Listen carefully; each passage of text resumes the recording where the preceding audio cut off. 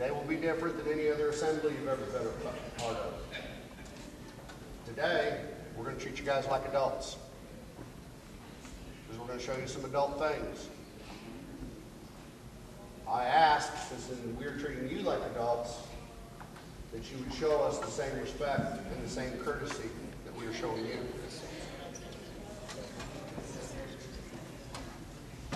You guys are very good. Thank you very much. I would ask that while you're going to each station, that you please not talk to each other, that you please not grab each other, that we act like adults today. Good morning, students. Gosh, you're the quietest, most polite bunch we've had so far. I'm Don France. I'm a retired pharmacist. I've been in pharmacy over 50 years, and behind me are some examples of bottles that we have in pharmacy. Many of these are drugs that we didn't have 50 years ago. They're actually miracle drugs. Unfortunately, there are a few of these that can be abused, but this morning I want to talk to you about two drugs that are legal, just like these behind me, the one behind me that your doctor has to prescribe. The two drugs that are legal that you can purchase without a prescription. One is alcohol, the other is tobacco. Both are very harmful to you. About 50% of all alcoholics, and alcoholics are people who are addicted to alcohol, are under the age of 25, and most of them started drinking when they were in school, which is so unfortunate. Alcohol is very destructive. It can cause cirrhosis of the liver, which is fatal, pancreatitis, which is a very painful disease, and also kills your brain cells. I graduated from Ponca City High School out here in 1954. One of my classmates was drinking at that time. At age 50, his kids had to put him in a nursing home because his brain was gone. You might say it was pickled or fried or whatever you want to call it, but the alcohol had killed his brain cells. He didn't know his kids or his grandkids. Wouldn't it be terrible if your grandparents didn't know you? Tobacco is the other legal drug that's very harmful. It can cause lung cancer, cancer of the stomach, cancer of the esophagus, heart disease, and many dental problems. I have a brother-in-law that smoked all his life, and he had cancer of the esophagus. That's the tube that goes from your throat down to your stomach. They had to remove that esophagus and pull his stomach right up here to his throat. It took a very long time to recuperate, but unfortunately he didn't learn his lesson. He started smoking again, and right now he has less than 6 months to live, and he's much younger than I am. I know a boy one time, he was 17 years old. He had started using snuff. You've probably seen these little cans of tobacco. It's ground up tobacco. They put it in their cheek or under their tongue. He started using that when he was 16. Age 17, he developed a sore on the side of his tongue. And he went to the dentist. The dentist immediately sent him to Oklahoma City to a specialist. They had, the tongue was cancerous, and they had to remove the tongue. Wouldn't that be horrible? Unfortunately, the cancer had also spread to his brain and spine, and 6 months later he was dead at age 17. Also, tobacco smoking causes your skin to look like leather. Here's some pictures of a young lady, age 21, 52, and 72. See how her skin looks horrible? Can you all see that? Here's another picture. These are two twins. The twin on the left did not smoke. The one on the right did smoke. Look at her skin. Just looks horrible. Here's a picture of a beautiful lady when she was young, before she started smoking. See how pretty that skin is? And look on the right, it just looks horrible. So you young girls, don't start smoking because your skin will go the same way with you boys. It just really affects your skin. It looks like alligator skin. Thank you. Guys, I'm Lieutenant Rogers with the police department. We don't have long, but I'm going to show you a few things that you may have encountered or you might encounter. Somebody might try to give them to you. Obviously, they're all bad. We don't want you having any of those. They can hurt you really bad. Just to start with, some of the stuff that people use to ingest drugs. This big, funny-looking thing there. It's called a hookah pipe. Normally, that was used to smoke tobacco or herbs and things like that. People have kind of modified and started smoking drugs out of it. They'll put marijuana or K2 or spice in there. Anybody heard of K2 or spice? Pretty bad stuff. Don't ever mess with that. Don't accept that from anyone. Some of the other things people use to ingest drugs, just more types of pipes. They're only limited by their imagination and creativity. We've got pipes from that big, as tall as me, down to that right there. Pretty tiny. And we're marketing this towards young people. This has Ren and Stimpy on it. This one has Elmo. Got cartoon characters on them. Think we're marketing that to older people? No, they want younger people hooked on drugs. Okay? You can see an array of all these pipes. I'm trying to hold some of them up because I know some of you can't in the back, you can see them.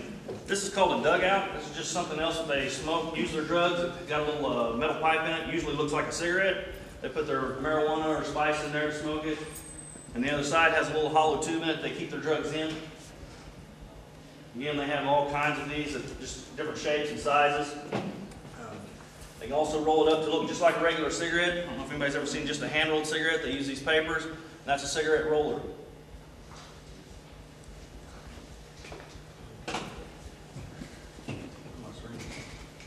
Anyone ever seen those laying around in a playground, field, just on the ground anywhere? Anyone? Don't pick those up, okay? Anybody that uses, that's a diabetic that uses these, they're usually responsible enough to throw them away the way they should be. You find these out laying around, more than likely that it's been used by somebody that uses drugs. They can have diseases, they can still have drugs in the syringe. A lot of times the needle's sticking out. You pick those up, we get calls all the time when people get stuck by those. Don't pick those up. Let a parent know, let a teacher know, call the police. We'll come pick those up. I'll show you a few more things not to mess with if you see laying out, because we get calls about this all the time. Right over here on this side, you'll see a spoon. Hang on one second. What did you put in your pocket just now? What's in your pocket? Take your hand over there. Why would you put that in your pocket? Will you move that so nobody else gets their hand? Come over here for me. Put your hand behind your back. Okay, guys, let's just take care of that. Let's go on. Like I said, these spoons right here, you'll see spoons with burn marks, or it looks like it's charred or scrape marks on it. Everybody see that? That one's kind of colored up, but when you see those, it'll have a black tarnish to it. Also, you can find razor blades. Don't pick those up, guys. Just like the syringes, some of the things they use in making these drugs, the chemicals are transdermal. They can soak through your skin, or if you have a small cut on there, you can get the drugs in your system, or if there's blood on them, you can get that. Cause you all kinds of problems, give you diseases, could even kill you, okay? Some other things, you can see some of the pills that the pharmacist was talking to you about over there. See all these pills? There's all different shapes. They even got some in heart shapes, okay? Don't accept anything from anyone. Pills, nothing. If you don't know what it is, don't take it. If it's not prescribed to you by a doctor. Right now in Oklahoma, we kill more people with pharmaceutical drugs than we do all street drugs combined. Because people take painkillers, it's not prescribed to them, it's not meant for them to take. Okay? I'll show you a few things here. All this stuff that we've got right here has come out of K County or Ponca City. This is stuff we've taken off people. That's a syringe and a meth pipe, where they can also use it to smoke crack out of. These few I'm showing you right now are sealed up because they can still have drugs on them. We don't want those getting out where people can touch them. So they're sealed up. This right here is crystal meth or ice. It's in the little blue bags. The reason it's called that, you can see it's got little crystals in it. It looks kind of like little ice crystals or glass crystals. Okay? We've gotten calls all the time about bags like this being found out and about. Don't pick that stuff up and touch it, okay? Call somebody, let them know. This is crack cocaine. Looks like little white rocks. It can be off-color, tan, white. Just depends on how they made it with the cooking process. Very addictive. Every one of these is bad. Methamphetamines is 5 to 7 times stronger than cocaine. So it kind of gives you an idea of how addictive it is. You look right here, you can see a lady, age 28 right there. Fairly healthy looking. She's 37 right there. She look 37? More like about a 70-year-old grandma? Yeah. She was dead the next year at age 38. That's 1 year younger than what I am. Do I look that old? No. Another picture right here, same kind of thing. This is just only over a 7-year period. You can see how she's going downhill. Some more right here. Everybody's probably heard of Whitney Houston. Yes. Very beautiful lady, had everything going for her. Look at her after some drug use. She's now dead because of that. Okay? There's a couple more. You can just see the progression in their drug use, how it just destroys their body. Other things I want you to be aware of. You start seeing bottles like this, we get calls all the time. You see plastic jugs in ditches or something that has tubes running out of it, or maybe have some liquid in it. Don't pick that stuff up. Could be something from a meth lab, what we call a shake and bake, or a one pot people use to make their drugs out of. Just you agitating it or moving it can reactivate those materials inside there, and if there's ether inside there, it could burn a hole in the side of that, and it'll catch on fire, and you could burn up really fast. I don't have time to show you the videos, but when those catch fire, they burn up really fast and they expand really fast, so you wouldn't have time to get away from it. So you start finding things like that, be real careful, don't handle it, let somebody know, okay? Last couple things is spice. That's kind of a new big trend, and it just looks kind of like marijuana, which is kind of what you see there. Just like the green leaves kind of cut up. That's kind of what it looks like.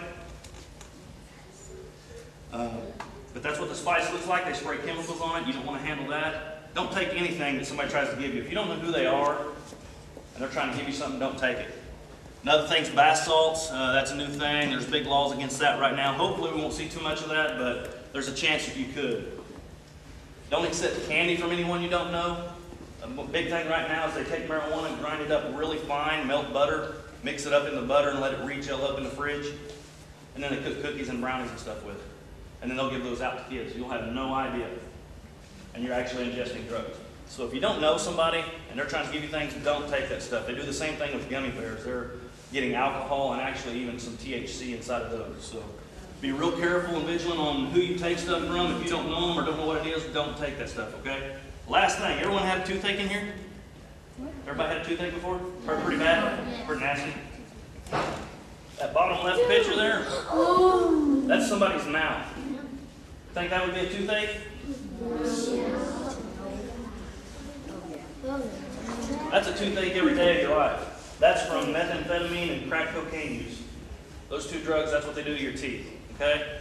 Yeah, the only way to fix that is get every tooth he has cut out. So, y'all be really wise on what you take from people. Don't let anybody give you anything, okay?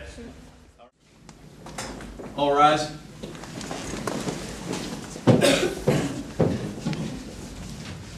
Thank you. Be seated.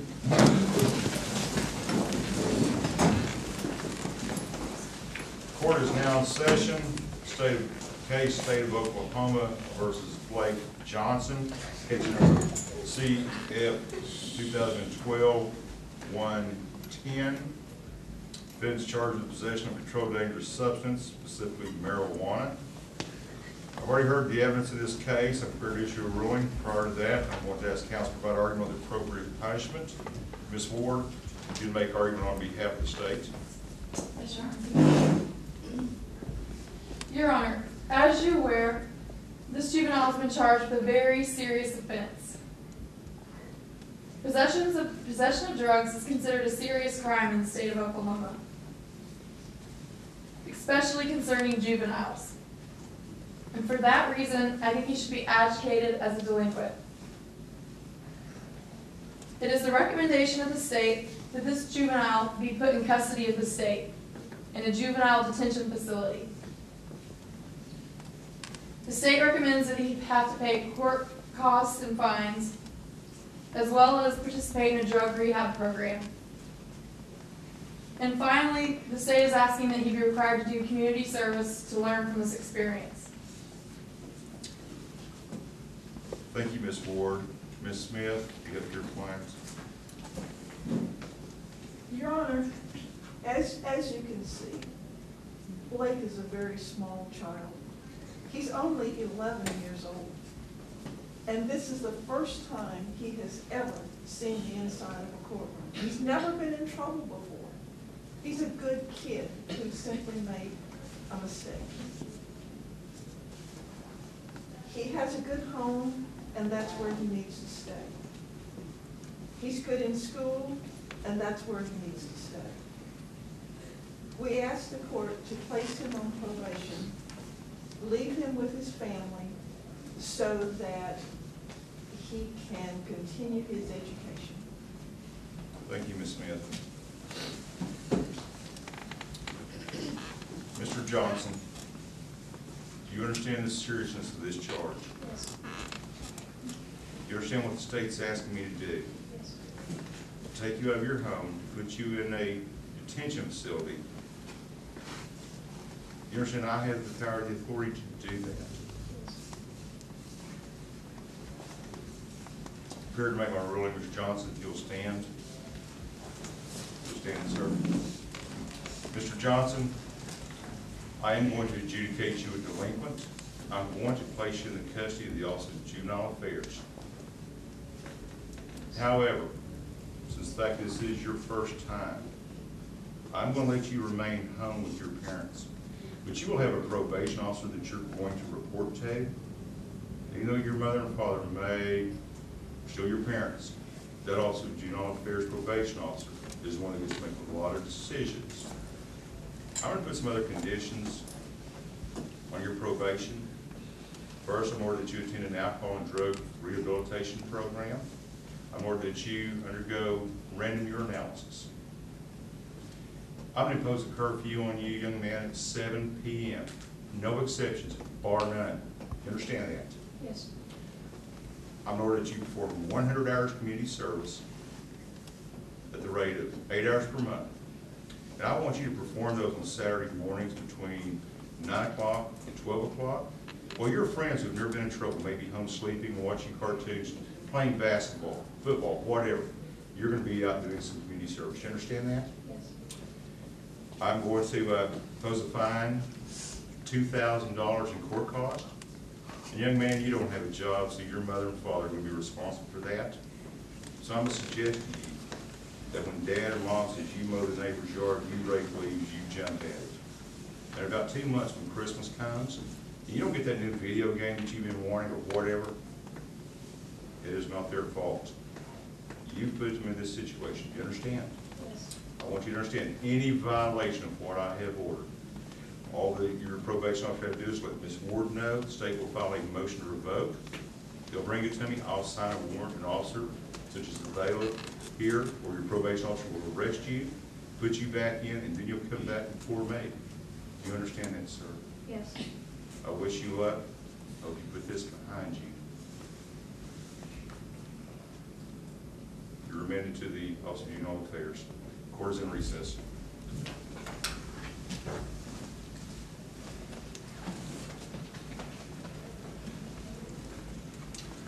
Does anyone have any questions? I'd like to introduce, so this is Ms. Jessica Ward. She is an assistant district attorney with the district attorney's office. This is Ms. Carolyn Smith, longtime attorney here. My name is Lee Turner. I am special district judge for Noble County.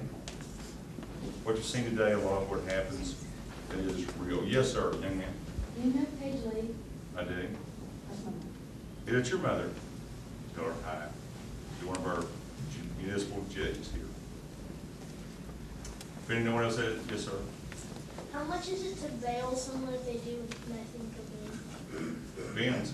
You know, some, if it's the first time, I may set a bond at $5,000 to $10,000. If they've had a bunch of priors, I may set a bond at $50,000 to $100,000, depending on what they've done.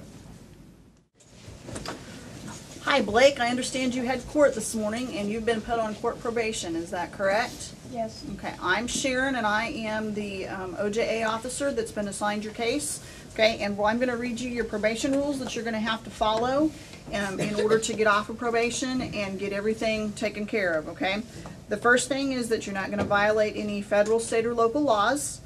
You're not going to be absent from your approved living arrangement, which means you're going to be at home with your parents unless I say that it's okay for you to be living somewhere else.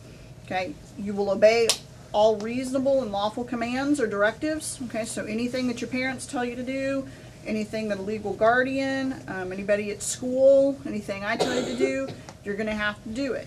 Okay, you're going to attend school unless you're legally excused and obey all of the rules that are at school. Every day you've got to be in school making the grades that you're supposed to be making. Okay, we know that you're a good student and that you can pass all your classes. Okay, one of the other things is you have an 8 p.m. curfew every night. That means every night at 8 p.m. you're at home unless you're with your parents at a school activity or at a church activity. Okay, but then you have to be accompanied by your parents. You just can't be out running the streets. Do you understand? Yes. Okay. You have 25 hours of community service that you have to complete for a local nonprofit organization. Okay, and I'm going to expect that you turn those in to me at the minimum of 5 hours per month by the time you're on probation. Okay, you don't get paid for that. You are to go out and volunteer for one of those organizations, and I'll give you a list of those that you'll be able to pick from, okay? The other thing that you've been ordered to do is that you've been ordered to complete some counseling, and this is Mr. Cade. He's with Northern Oklahoma Youth Services, and he's going to be your counselor. He's going to tell you kind of about what you're going to be doing with him. Hi Blake, I'm Verl Cade. I'll be your counselor, and I want you to understand that I'm here to help you get through this. I know you're not happy about it, it's going to be tough, but I can help you help yourself if you really want to try. So, but I have to tell you too, I'm legally bound that if I see you know that you're using drugs or not following the rules, I'll have to tell OJA and they will tell the judge. But short of that, I'm here to work with you and your parents. So I'm going to give you an appointment card later that, you and your parents need to come in probably a week or so from now, and we'll have a session, and then sometimes you and I'll talk with ourselves. The other thing is that we're going to want you to enroll in the first time offender program, and you and your parents will be coming to class, and it'll probably be once a week for 6 weeks. So do you understand? Sure. Okay. The last thing that's a requirement of your probation is random drug test, and we're going to start those today.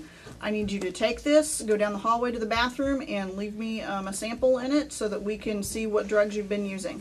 No. Maybe you'll be a trouble judge. Yeah. Failure to complete a drug test results in a positive test for all substances that we test for. It also results into a judge. So now I'm going to call the judge and let him know what's happened here.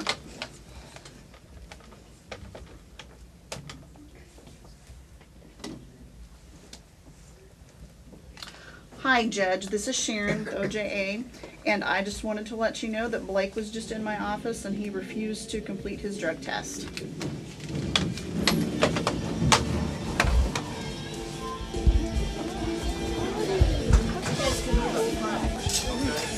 Friends or family around? No? Nobody left me? Hey buddy, can you hear me?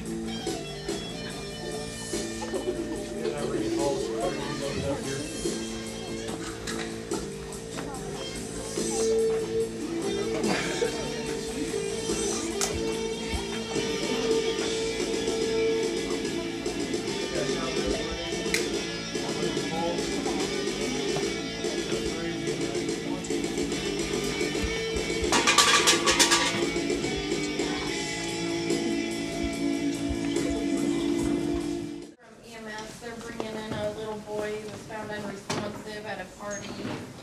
They don't know what he's ingested or what he might have taken.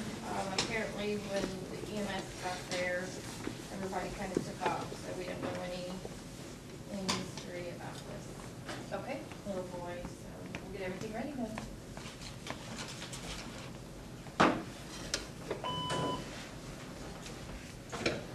Hi guys, what do you have? 12-year-old boy over here. Got a weak pulse. Started 20 gauge left AC. Patient has shallow respiration, about 12 times a minute. Patient has apparently overdosed on drugs. Buddy's left him, no family, all on his own. No medical history, nothing that's going on. Amy, what do you see?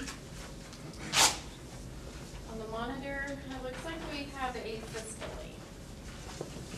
So let's go ahead. We search chest compressions. We tried intubating. He had some swelling in his vocal cords. Okay. And no idea what he ingested? No. I had cocaine, had some marijuana, some alcohol laying around. Don't know how long he's been down. He's pretty cool to the touch. Pretty side on grab his lips. John, now go ahead and push an epinephrine in, please. 10. Okay, go ahead. Continue chest compressions, and we'll prepare to shock him.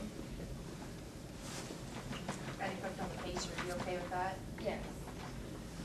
Are we ready to shock? Shock. I'm clear, you're I'm clear. clear, everybody's clear. Shock.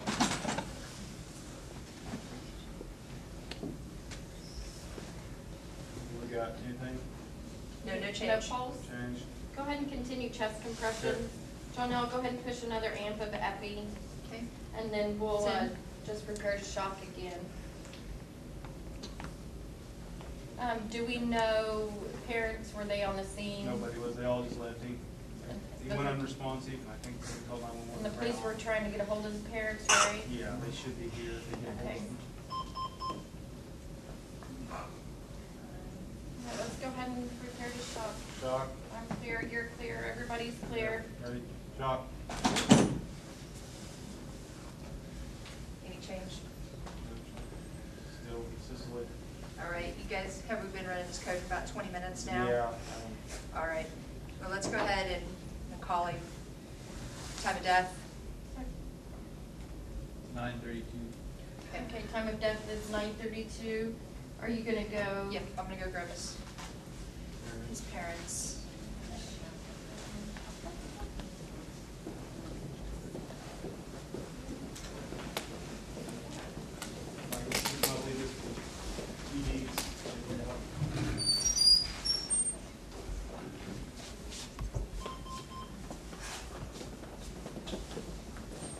What's going on here? Oh, God. Amy, this is Dad. Sir, I'm sorry, we've done everything we could. Isn't him? God. Damn it, I told him this would happen.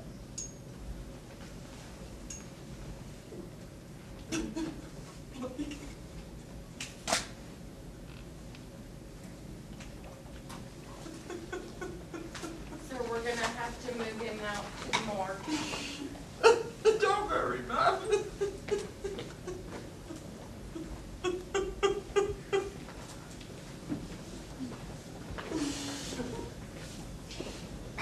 Can I come with you? Yes.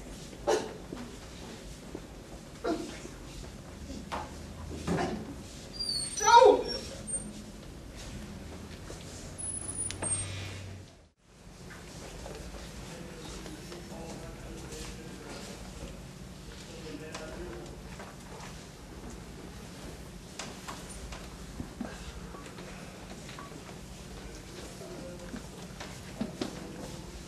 This is a solemn occasion this morning. We've come here to pay our respects to Don and her classmate, Blake. I'm going to read from the 23rd Psalm. The Lord is my shepherd, I shall not want. He makes me lie down in green pastures. He leads me to still waters. He restores my soul. He leads me in the path of righteousness for his name's sake.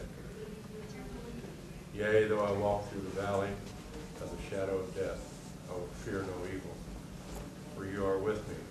Your rod and your staff, they comfort me. You prepare a table before me in the presence of my enemies. You anoint my head with oil, my cup runs over. Surely goodness and mercy shall follow me all the days of my life, and I will dwell in the house of the Lord forever. Let's pray. Heavenly Father, we come before you this morning asking for strength and understanding this time of grieving for our classmate Blake. We just ask, Lord, that you guide and direct us through this. Give us strength to recover, strength to understand and to learn from this terrible situation. And we just ask these things in your Son Jesus' name. Amen.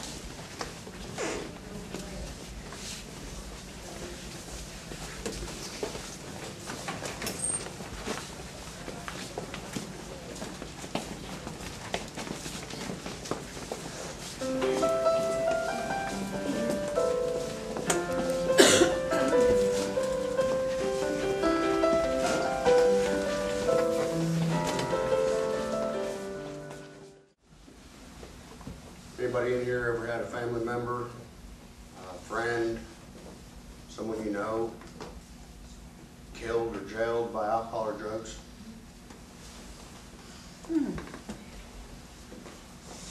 Pretty scary, isn't it? Pretty gosh darn scary. That's why we take this so seriously. By now you've figured out we couldn't really let Blake take real drugs. We couldn't really let Blake die on us. That's a bad thing. We wanted to show you the people in your community that deal with drugs on a daily basis. This is what we do for a living, guys. They're here. They're in our hometown. Before you guys go back to school, I had one other person that I wanted you to meet today. He graciously volunteered today to come down here, spend a little time with you, and talk about how drugs have impacted his life.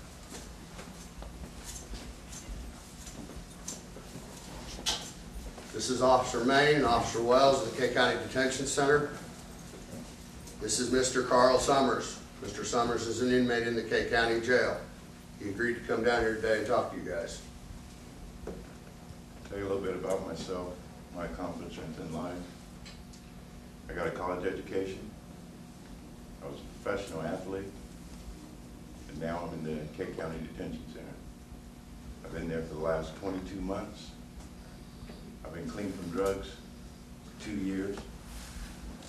And if you do math on that, you'll realize that I was clean before I went to jail.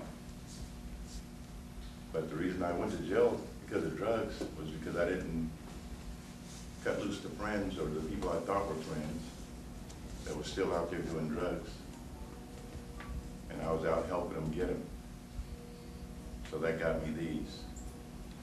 It says that there's no guarantees in life, but that's not true. I can guarantee you one thing for sure. If you get involved in drugs, it's going to get you one of two things. It's going to get you these, and this is real, or it's going to get you that. That's guaranteed. So it's your chance right now in life to make some decent decisions for yourself, and I hope you don't make the ones that I made. Mr. Summers, you're an educated man. You went to college, correct? I did. What's your degree in? I got a degree in mathematics. I could be teaching you math right now, but I'm not allowed to do that because I have felonies. You were also a professional basketball player. Yes, I was. Do you think when you get out of jail, you'll be able to go back and play basketball? I can't do that either. You can't do that and have felonies. I'm in jail with all kinds of people. Murderers, robbers, rapists, child molesters. I live around those type of people for the last 22 months. And if you come to jail, you'll be living around them. So I hope you don't make that choice. Sir, when you started all this, the drug life, did you start off doing this cocaine, heroin, methamphetamine, things like that? I started doing marijuana, which I thought was okay, but it wasn't. It just led to harder drugs. And the harder the drug got, the worse my life got. And now it's all in the toilet and the trash. I can't miss anything I have worked hard for. You're a family man, correct? I have children and grandchildren. Do you get to see them much? I haven't seen them in 22 months. I'm allowed one visit a week, but my wife can only afford to come and see me once every 2 weeks. I get a half-an-hour visit through video. Did you ever think years ago, by doing a little marijuana and things like that, that you would be where you are today? I would have never dreamed that I'd be here standing before you today with these on. I can tell you it can happen to anyone. And for the ladies, I got a special message for you. There's going to be people out there trying to give you the drugs for free from the start. Once they get you hooked on it, you're going to be doing anything and everything they tell you to do to get it. And you're putting that very politely, aren't you? I'm telling you in a nice way. It's not nice for the ladies out there, is it? It's really hard. Do you know when you're going to get out of jail? I I don't know, I'm still going to court. I could possibly go to prison. I'm not sure what's gonna happen with me at this point. For the last 2 years, close to 2 years, you've been in jail. And that was a result of a few bad choices. That's correct. Mr. Summers, I want to thank you so much for coming down here today, spending a little bit of time with the kids and telling them about yourself. You got a chance in your life, I hope you make some decent decisions, especially not the one I got. I can guarantee you these or that. Good luck to you. Thank you, gentlemen.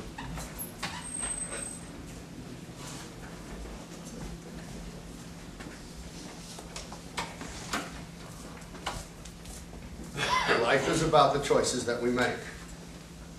That is what this whole program is about, is trying to make some decent choices. Carl's a good man. He's a nice guy. Carl's got more of an education than I do. He's in jail from a few bad decisions. In a little bit, you guys go back to school.